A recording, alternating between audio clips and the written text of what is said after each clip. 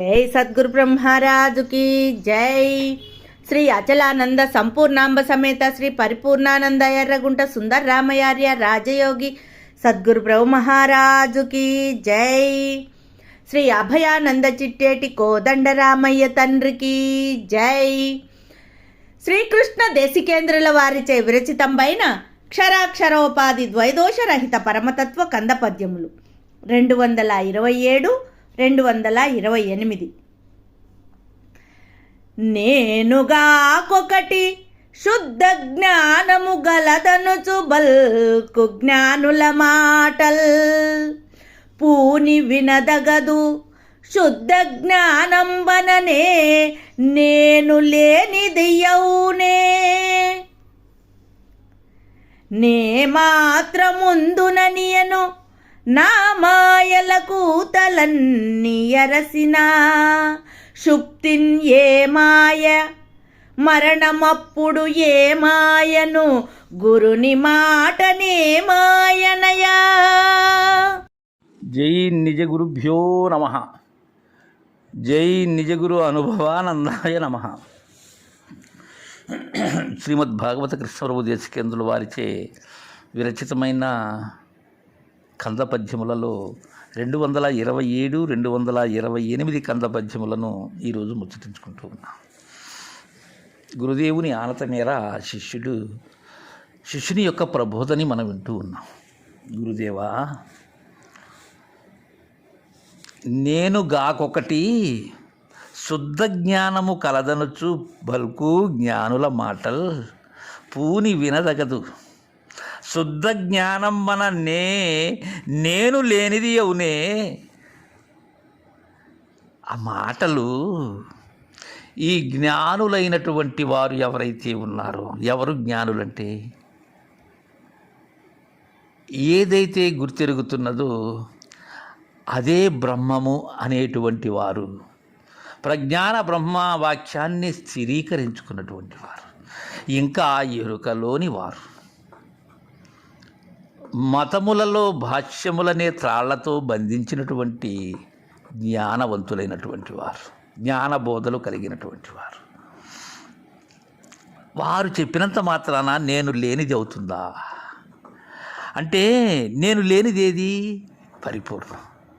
అది ఎలా అవుతాను నేను? అయితే నేను గాక ఒకటి శుద్ధ జ్ఞానము గలదనొచ్చు. నేనే అన్నీ అయ్యున్నాను, కానీ నేను కాకుండా శుద్ధమైనటువంటి ప్రజ్ఞానం ఏదైతే ఉన్నదో అది కలదనొచ్చు. ఎవరు పలుకుతూ ఉన్నారు ఆ విధంగా? జ్ఞానులైనటువంటి వారు, వేదాధ్యయనము చేసినటువంటి వారు, చతుర్వేద మహావాక్యములను స్థిరీకరించుకుని ఉన్నటువంటి వారు పలికే మాటలవి. వారు జ్ఞానులు. అయితే ఆ మాటలు వాస్తవమా? కాదు.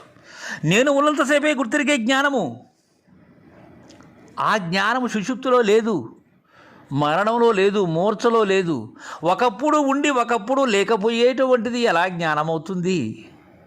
కాదు కదా. జ్ఞానం అంటే ఎప్పుడూ ఉండాలి. అలా ఉండబడేటువంటిది పరిపూర్ణం. జ్ఞానం అలా ఉంటుందా? ఉండదు. నేను ఉన్నంతసేపే ఉంటుంది, నేను లేకపోతే లేదు. అది మన ప్రాణములు వియోగము చెందినప్పుడు జ్ఞానం ఉన్నదా? లేదు.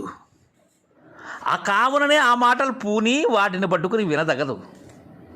శుద్ధ జ్ఞానం వన నేను లేనిది అవునే. శుద్ధ జ్ఞానం ఇది అని అన్నంత మాత్రమున ఈ అయం అనబడేటువంటిది ఏదైతే ఉన్నదో, ఈ మూలము లేనిది ఏదైతే ఉన్నదో అది నేను లేనటువంటి పరిపూర్ణం అవుతుందా? అది కాదు. అది నేనే అవుతుంది. కావున అవి వినదగదు అని తెలియజేసి తదుపరి 228వ కంద పద్యం ద్వారా నే మాత్రముందుననియను నా మాయల కూతలన్నీ ఎరసినా. సుప్తిని ఏ మాయ, మరణమప్పుడు ఏ మాయను గురుని మాట నే మాయనయా. గురుదేవా, మీ మాటలో ఇవన్నీ ఏమయ్యాయి మహానుభావ? ఎందుకంటే గురుని వాక్యం ఏది గురుని వాక్యం? షోడశాక్షరి, ద్వాదశాక్షరి, సామ్యము చెందించినటువంటి పంచదశి, దృష్టాంతం. ఇవి గురువాక్యం దగ్గర ఏమయ్యా? ఇవి లేవు కదా. ఎలా అంటే నేను స్థిరము, నే మాత్రం ముందునని, ఈ జగత్తు ఏదైతే ఉన్నదో ఇది అసత్యమైనటువంటిది, నేను సత్యము, నేను అనబడేటువంటి బ్రహ్మ ఏదైతే ఉన్నదో, నేను అనబడేటువంటి జ్ఞానం ఏదైతే ఉన్నదో, నేను అనబడేటువంటి గుర్తిరిగేది ఏదైతే ఉన్నదో అది సత్యమైనటువంటిది, దానిచే తోపింపబడినటువంటిది మిగిలినదంతా కూడా అసత్యము అనబడేటువంటి అవన్నీ ఏమంటారట్ని? నా మాయల కోతలు. అవన్నీ కూడా అపశబ్దములే, అవి సరైనటువంటి సత్యవాక్యములు కాదవి, పరిశుద్ధము బోధ కాదది. ఆ మాయ కోతలన్నీ ఒకసారి చూసినట్లయితే, ఒక్కసారి పరిశీలించినట్లయితే ఆ జ్ఞానం ఏమవుతుందో తెలియజేస్తున్నారు కృష్ణ ప్రభువులు. పై కందపద్యంలో తెలియజేసినటువంటి జ్ఞానం. ఈ మాయ కోతలన్నీ కూడా, ఈ కోతలన్నీ నా కోతలే, నాచే కల్పింపబడినటువంటి కోతలే ఇవి. ఒక్కసారి అరసినా పరిశీలించినా ఏమవుతాయో చెప్తున్నారు. సుప్తిని ఏమాయే? నే మాత్రము ఉంటాను అనే మాట సుషుప్తిలో ఏమైనది? అక్కడ ఉన్నదా? సుషుప్తిలో గుర్తిరిగే జ్ఞానం ఉన్నదా? లేదు. మరణం అప్పుడు ఏమాయా? నేను లేదు కదా, నేను లేనిదే కదా మరణం, అప్పుడే కదా దేహపతనం. అప్పుడేమైంది? నేను మాత్రం ఉంటాను అనే మాట మరణంలో కూడా ఉండాలి కదా, సుషుప్తిలోనూ ఉండాలి కదా, మూర్ఛలోనూ ఉండాలి కదా. అప్పుడేమైనది? మరణం అప్పుడు ఏమాయను ఆ మాట? సుషుప్తిలో ఏమాయను ఆ మాట? గురుని మాట ఏమాయనయా?